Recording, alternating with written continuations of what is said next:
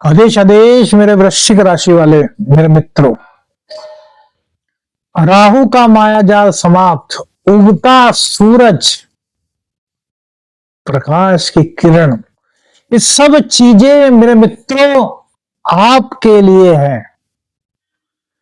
राहु एक ऐसा ग्रह है जो बड़े से बड़े, ताकतवर से ताकतवर चीज पर भी जब आता है, चीज क्यों कह रहे हैं, क्योंकि प्रत्येक व्यक्ति के अलावा जीव जंतु भी बहुत हैं जिनके बारे में कभी बात नहीं होती, लेकिन जब उन पर भी न राहु या फिर अन्य ग्रहों का प्रभाव आता है तो उनके जीवन में भी परिवर्तन होते हैं। और हम मनुष्य हैं।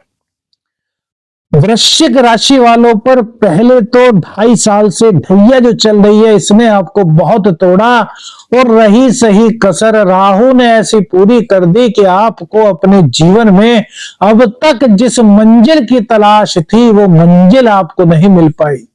लेकिन अब राहु का मायाजाल समाप्त हुआ है तो उगता सूरज आपके जीवन में प्रकाश ला सकता है, अंधियारे को मिटा सकता है मेरे दोस्तों। अब आप कहेंगे कि राहु का ट्रांजिट तो अभी 18 मई को होगा, आप कैसे कह रहे हैं कि राहु का मायाजाल समाप्त हो गया? तो मेरे मित्रों, वो भी आपको बताएंगे। इससे पहले आपको बताते हैं कि राहु ने किस प्रकार से आपके जीवन को झकझोर करके रख दिया था और आपको पता भी नहीं चला कि ये सब राहु की कारस्तानी है। राहु खेल खेलता रहा। पहली ही बात पे आपका कमेंट चाहेंगे मेरे मित्रों। यदि अक्टूबर 2023 के बाद अचानक से आपके प्रेम संबंध खराब हुए, प्रेम संबंधों में विच्छेदात्मक स्थिति आई, जो एक दूसरे से खूब प्रेम करते थे वो एक दूसरे का मुंह भी नहीं देखना चाहते, यदि ऐसा हुआ है तो समझ लीजिए कि राहु ने पूरी तरीके से आपके साथ में खेल खेला है मेरे मित्रों। पॉजिटिविटी आपको क्या देगा यह बताएंगे। उससे पहले आप सुनिए कि राहु ने अक्टूबर 23 के बाद आपके जीवन में क्या क्या गुल खिलाए हैं जिनका आपको पता ही नहीं चल पाया मेरे मित्रों। तो प्रेम संबंध को खराब जहां राहु ने आपके किया, कमेंट्स में लिखना कि हाँ एस्ट्रो शाबर मित्र जी ऐसा हुआ। नहीं हुआ तो लिखना कि नहीं एस्ट्रो शाबर मित्र जी ऐसा नहीं हुआ, नहीं शाबर मंत्र साधक प्रवीण जी ऐसा नहीं हुआ। आपको लिखना है मेरे मित्रों, क्योंकि हम जो प्रेडिक्शन आपके लिए लाए हैं वो हमने बड़ा अध्ययन करके एक ज्योतिषीय सलाह आपके लिए निकाली है।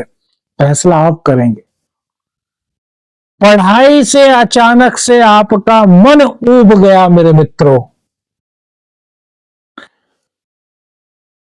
भ्रामक स्थिति पढ़ाई को लेकर के बनी। कौन सी स्ट्रीम लें, कौन से फील्ड में जाएं, यह फैसला ही नहीं कर सके। और जिन्होंने खुद से फैसला लिया वो अपने ही फैसले में बंद करके रह गए, फंस करके रह गए। वो छात्र, उन्हें लेनी तो थी सपोज कीजिए साइंस स्ट्रीम और ले बैठे वाणिज्य स्ट्रीम, क्योंकि उस वक्त राहु ने उनके ऊपर, उनके सिर पर ऐसा नृत्य किया कि वो समझ ही नहीं पाए और आज पछता रहे हैं कि काश उस वक्त हम सही स्ट्रीम ले लेते। ऐसा हुआ है मेरे छात्र मित्रों? तो कमेंट्स में बताना कि हाँ शिक्षा के मामले में हमसे गलत फैसले हुए हैं।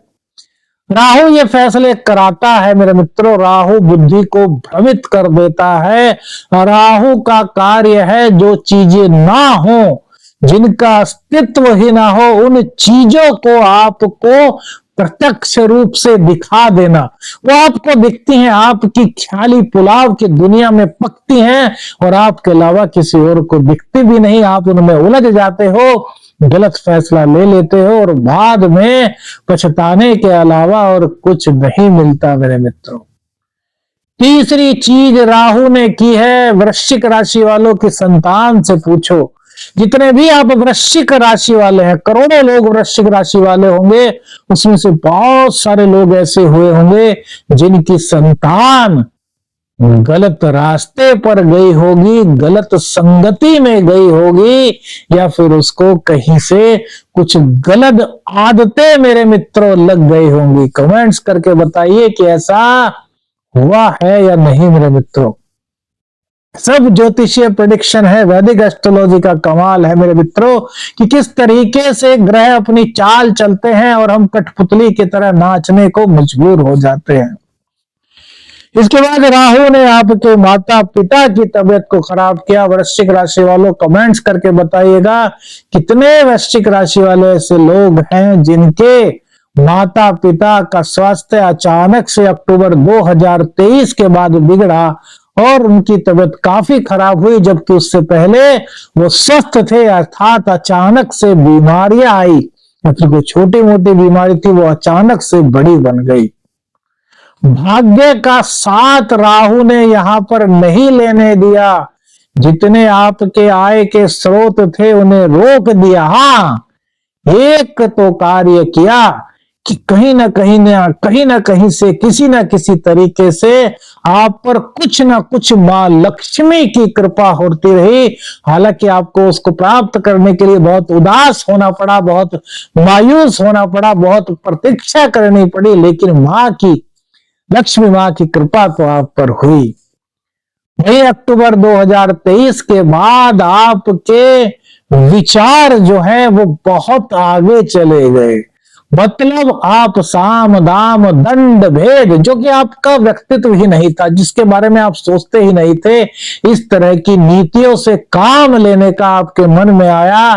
गलत रास्ते पर कहीं ना कहीं आप गए या फिर गलत लोगों की संगत में आप पड़े और उसके कारण आपको ही अपना नुकसान करना पड़ा, अपने शरीर का नुकसान करना पड़ा। और कहीं ना कहीं मेरे मित्रों कोर्ट कचहरी का केस भी आपके साथ हुआ, जिन लोगों का शुक्र खराब होगा कुंडली में या जिनकी कुंडली में राहु की स्थिति बिल्कुल भी अच्छी नहीं होगी, उनके साथ में पुलिस कोर्ट कचहरी का चक्कर पड़ा। ये सब चीजें राहु ने आपके साथ की। अब राहु क्या पॉजिटिविटी आपके लिए लेकर के आया है, किस प्रकार से नया उगता हुआ सूरज आपको पॉजिटिविटी दे सकता है। सबसे पहले तो आपके प्रेम संबंधों को लेकर के जो दिक्कतें चली आ रही थी उनको दूर करने की संभावनाएं यहां पर उत्पन्न हो सकती है मेरे मित्रों, क्योंकि राहु की डिग्री बहुत कम हो गई है और वृद्धावस्था में राहु पॉजिटिव ही रहते हैं मेरे मित्रों। कहीं ना कहीं ये आपको पॉजिटिव इफेक्ट देंगे। संतान पक्ष जो आपके गलत रास्ते पर चली गई थी उनको अब रियलाइज होगा कि नहीं, हमने जो किया वो गलत है और वो अब अपने पेरेंट्स के पास लौट करके आ सकते हैं यदि आपने अपने राहु को सही कर लिया, बृहस्पति को सही कर लिया। उपाय बताएंगे किस प्रकार से राहु और बृहस्पति को आप अपने जीवन में शुभ करके इनका और अधिक लाभ प्राप्त कर सकते हैं। माता पिता के स्वास्थ्य में जो दिक्कतें चल रही थी वो धीरे धीरे करके अब दूर होने के प्रयास लगने शुरू होंगे। जो आय के स्रोतों पर पाबंदी लग गई थी, जो बहुत ज्यादा संघर्ष आपको मां लक्ष्मी की कृपा प्राप्त करने में करना पड़ रहा था, वो संघर्ष धीरे धीरे मेरे मित्रों कम होगा।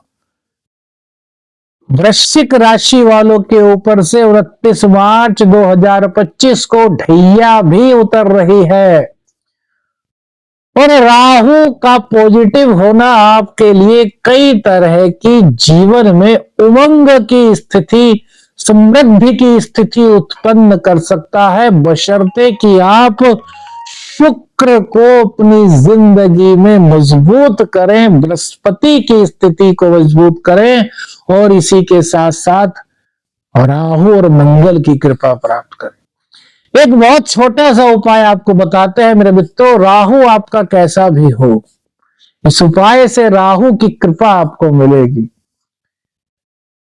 रोजाना अपने घर के चारों कोनों में, जो आपका रूम है, आपका घर है, वहां पर 4-4 टिक्की कपूर की रख दीजिए। रोजाना करना है।